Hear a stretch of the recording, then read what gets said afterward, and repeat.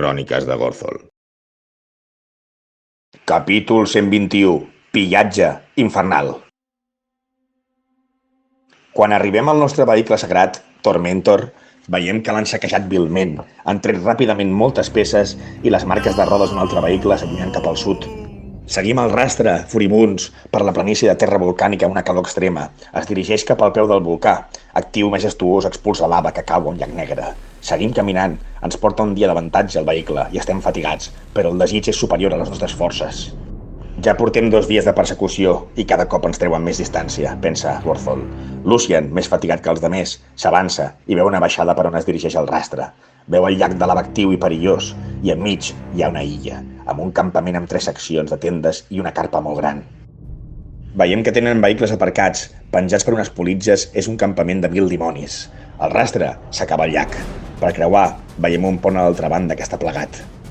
Ens dediquem durant molta estona a pensar quina trampa podem fer per robar el vehicle. Els rastres ens mostren que els vehicles entren a la illa i esperarem a qui arribi algú. Mentrestant, Alistair, pensant en el bé comú, crea la seva cabana per poder descansar. Està molt equipada i plena de luxes per ser l'infern. La màgia d'Alistair cada dia és més poderosa. Després de 6 hores de plaer en les saunes turques, sentim un motor de llunyania i ens preparem per l'emboscada tot amagant-nos com gossos llebrers.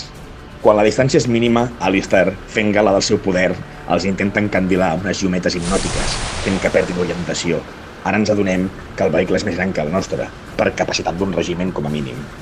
El vehicle comença a moure's de forma erràtica, es dirigeix contra les roques en forma de justícia poètica als nostres ulls. L'impacte és brutal, doncs el vehicle pica contra una roca volcànica i del motor comença a sortir un foc negre. Alistair, el Metamag, invoca una mà espectral per obrir la porta.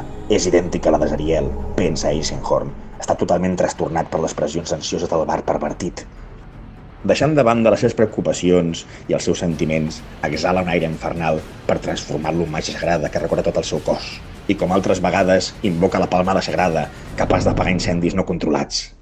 De l'escotilla surt un humanoide amb robes daurades empunyant una ballesta. Se senten crits de l'interior. Lucien i el coronel el disparen i acaben amb el supervivent que mirava de fugir amb el ferit.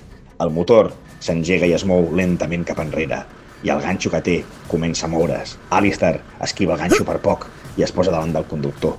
Intenta confondre'ls de nou, però no surt efecte la màgia. Sembla que el conill ha sortit gripau.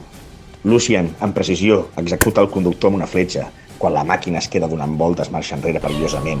Doncs hi ha penya-segats no gaire lluny a la mateixa direcció, recorda Gorzol.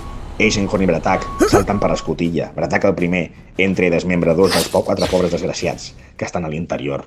Gorzol entra i acaba la feina, ajudant el paladí Dracuna. Prenem el control del nou vehicle i Gorzol somriu de nou. Cagem els cadàvers, on trobem 2 monedes d'ànima. Lucien sent soroll d'alarma, que prové de la ciutat de la illa, on es veu un moviment cap al Gran Carpa. Al mateix temps, Gorzol es posa a reparar el vehicle i a fer un estatus. Paral·lelament, veiem que la carpa es buida i la ciutat torna a l'activitat normal. Poc després, sentim un gran tremolor al cel. Un altre cop, un soroll colossal a la zona sud, on veiem una altra ciutat que baixa a l'Avern. La reconeixem, doncs és Candelero.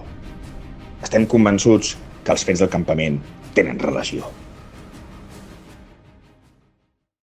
Continuarà.